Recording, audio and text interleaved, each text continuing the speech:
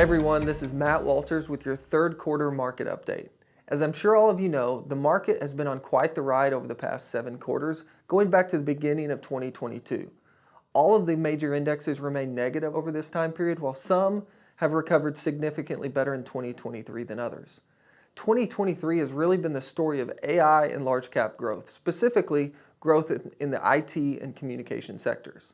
While year-to-date performance looks good for both the S&P 500 and the NASDAQ, the returns really lie within a handful of companies, with the S&P 500 outperforming its equal weight equivalent by more than 11% through the end of the third quarter. This points to a narrow market with few participants driving growth. In fact, this is the narrowest market we've seen going all the way back to the 70s, with the next closest example being in 1998 and 99. We view the current trend as neither healthy nor sustainable, although these trends can remain in place longer than you might expect. Our opinion is that we are close to a broadening in the market, if it hasn't begun already. Rising rates have been the other story that has been consistent over the last 18 months, with the Fed funds rate having gone from nearly 0% to over 5% in the quickest rate increase our country has ever seen.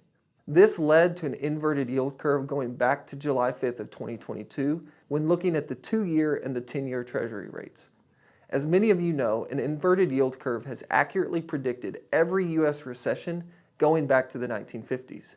Historically, the average time between when the 2- and 10-year yields invert and when a recession began is 478 days. So, we are approaching the mean time when you might expect a recession to start. This is one of the reasons why our defensive posture has not changed. We expect continued pressure on the market and a slowdown in the economy. So what does this mean for your portfolio?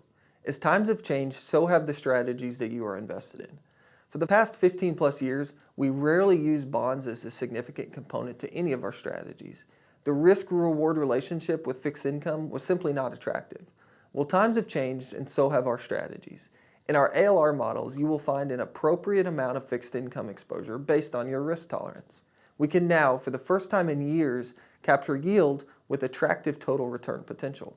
A large part of the story for our strategies this year has been the allocation to pockets of the market that we feel are pricing in a slowdown and reacting to the environment at hand. While the timing will never be perfect, we would rather be early than late. As always, we appreciate your trust in our team and look forward to the opportunity to continue to serve you. God bless.